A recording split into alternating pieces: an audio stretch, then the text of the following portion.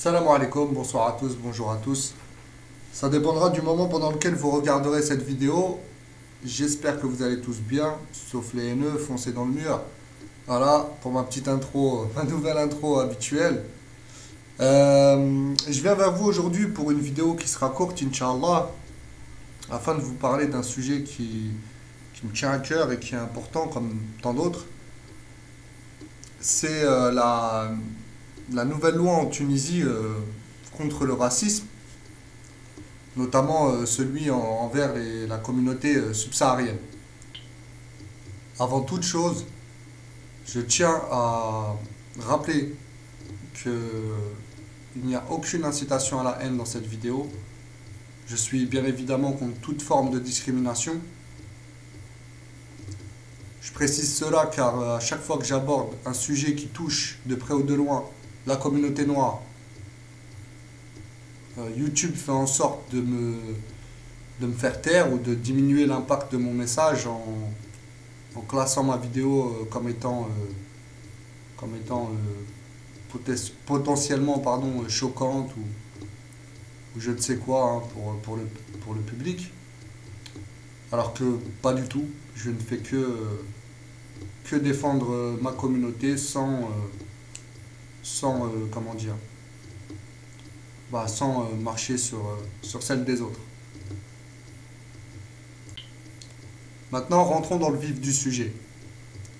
Le 9 septembre dernier, la Tunisie a adopté un texte de loi concernant la lutte contre le racisme envers les Tunisiens noirs, qui sont une minorité ethnique du pays, ou les subsahariens, les autres noirs, que ce soit les subsahariens ou d'autres Africains, on va dire ça comme ça. Moi, ce qui me dérange dans cette politique, c'est que la constitution de ce pays, de la Tunisie, décrit le peuple tunisien comme un peuple arabe et musulman, alors que c'est faux, d'après les études génétiques qui ont été faites sur les Nord-Africains et notamment sur les Tunisiens. Les Tunisiens sont dans leur écrasante majorité un peuple berbère africain, de l'Afrique blanche. Je rappelle que j'avais fait une vidéo dans ma chaîne Marocco Franco, que je vous mettrai le lien en commentaire, Inch'Allah, où j'avais parlé de l'origine du mot Afrique. La Tunisie est carrément concernée puisque l'origine de ce mot, l'origine de ce mot vient de Carthage, hein, Carthage qui est le nom ancien de la Tunisie, ce qui nous prouve que voilà, l'Afrique a toujours été blanche et berbère et non pas noire. Alors quand je vois cette constitution, cette dernière et nouvelle constitution de Tunisie qui est pro-arabe et qui fait des berbères tunisiens, donc des autochtones de ce pays, une composante comme une autre, je suis scandalisé tout simplement. Je ne comprends pas pourquoi il y a une politique pro-arabe, pro-Europe, pro-subsaharien, etc., qui est menée dans ce pays, mais c'est pas le seul. Mais bon, là, ils ont vraiment, comment dire, franchi un cap dans la négrophilie, je dirais, puisque il y a des discriminations envers les berbérophones, hein, puisque tous les Tunisiens, encore une fois, dans leur écrasante majorité, sont berbères. Mais seule une minorité d'entre eux sont berbérophones, c'est-à-dire qu'ils parlent la langue berbère. Cette dernière composante du peuple tunisien est marginalisée et il n'y a aucune loi dans ce pays visant à les protéger. Ça me semble aberrant qu'ils fassent une loi envers une communauté, favorable envers une communauté étrangère à ce pays-là, alors que les principaux, les autochtones de ce pays-là euh, sont discriminés. Je ne sais pas ce que vous en pensez vous, mais moi, pour être clair avec vous, je dirais que voilà, ça prouve que le nord de l'Afrique, l'Afrique blanche et berbère, est complètement dominé par les élites mondiales, notamment celles européennes, arabes, et celles-ci, enfin oui, favorisent les Noirs aux Berbères dans nos pays, que ce soit au Maghreb comme ailleurs. En tout cas, au Maghreb, c'est voilà, de plus en plus évident. Et donc, les médias du monde entier, notamment ceux européens, présentent cette loi comme étant voilà, une loi historique. Comment dire?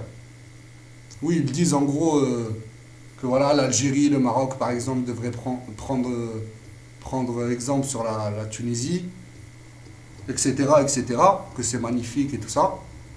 Alors que moi, je trouve ça voilà, pitoyable.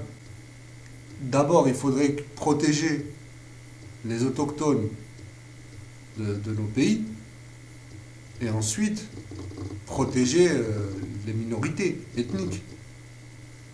Voilà, ça me semble logique. Et il n'y a aucun racisme là-dedans, encore une fois. Mais non, nous apparemment, chez nous, on fait l'inverse. Alors, je ne suis pas tunisien, je suis franco-marocain, mais voilà. Vu que c'est un pays du nord de l'Afrique, comme le Maroc, je me permets de donner mon avis, tout simplement. J'espère que ça permettra à certains de réfléchir. Je rappelle que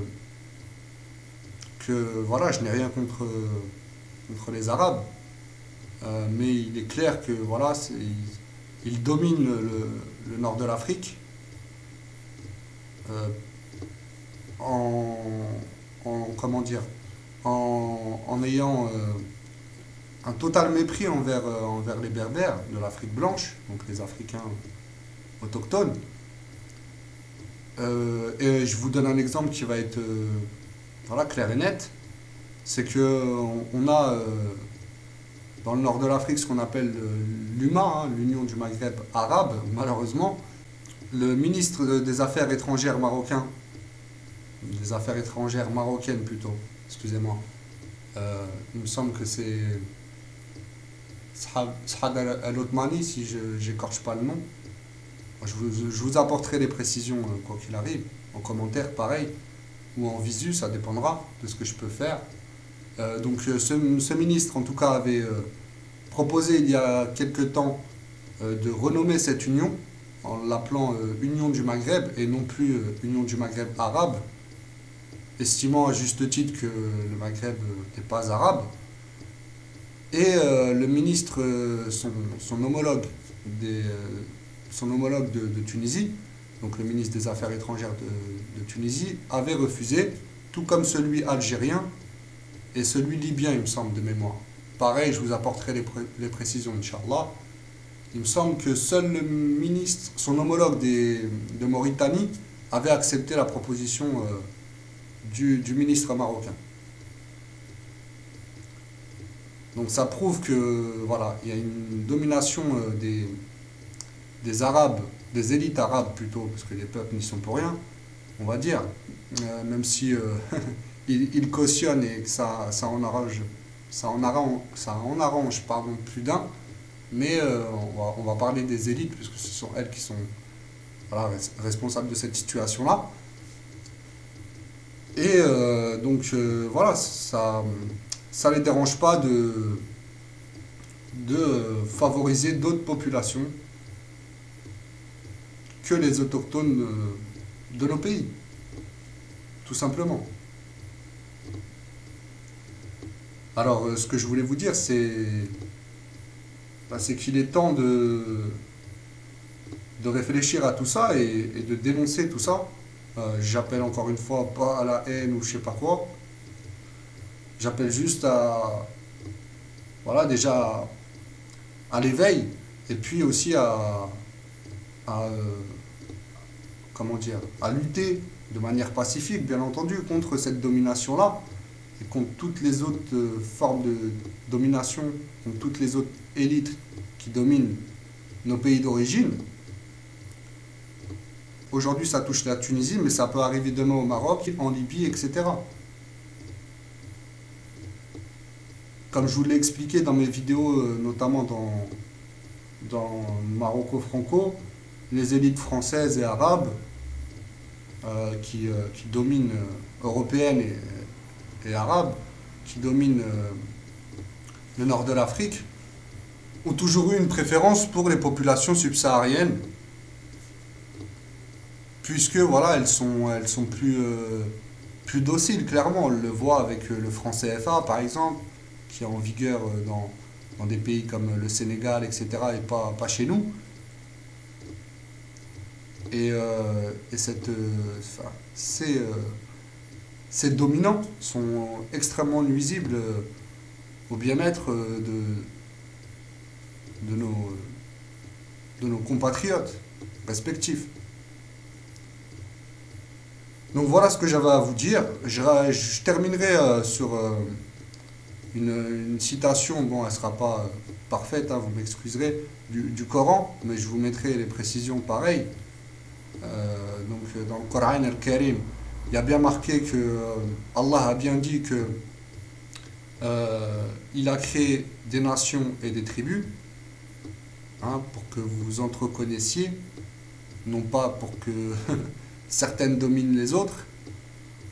Et il a bien marqué aussi que il a voulu cette variété de langues, de couleurs.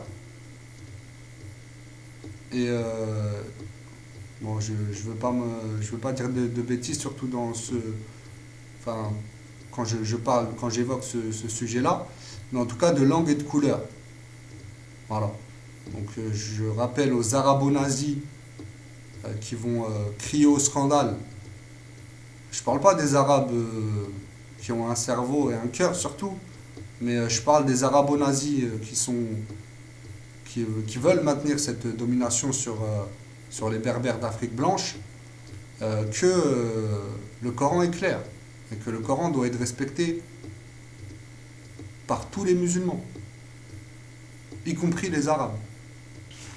Et pareil pour les négro-nazis qui savent très bien de quoi je vous parle et qui refusent de le dénoncer. Je ne parle pas de tous les noirs, je parle de ceux racistes. C'est pareil. En ce qui concerne mes semblables, je dirais continuez de vous soumettre si vous êtes fiers de cela. Mais j'invite les vrais, ceux qui ont de la fierté, à ne serait-ce que dénoncer cette injustice. Et soyez fiers de votre identité, bien sûr. Nous ne sommes pas des Arabes, il n'y a aucune honte à ne pas être arabe. Allah nous a donné une identité, alhamdulillah. Les Turcs sont fiers d'être Turcs, les Pakistanais sont fiers d'être Pakistanais, etc., etc. L'islam a été apporté à un arabe, un être exceptionnel, c'est sûr, le prophète sallallahu alayhi wa sallam. Mais il n'y a pas de honte à ne pas être arabe. Voilà. Donc moi je suis musulman, même si je ne suis pas un exemple encore une fois, mais voilà, je n'ai rien contre les Arabes, je dis juste voilà, qu'il faut qu'ils restent à leur place, et il faut qu'ils dénoncent le blâmable, comme c'est marqué aussi dans le Coran. Pareil, je vous apporterai les précisions, Inch'Allah. Voilà, laissez-moi dans les commentaires, si vous le voulez bien, vos réactions. Puis si vous n'en avez pas, tant pis, ne laissez rien. En tout cas, j'aurais passé le message que je voulais vous passer. Je vous souhaite à tous une bonne fin de journée, une bonne fin de soirée. Ça dépendra du moment pendant lequel vous regarderez cette vidéo comme d'hab. Je vous dis à la prochaine, Inch'Allah, pour les musulmans et au plaisir pour les non-musulmans. Salam alaikum.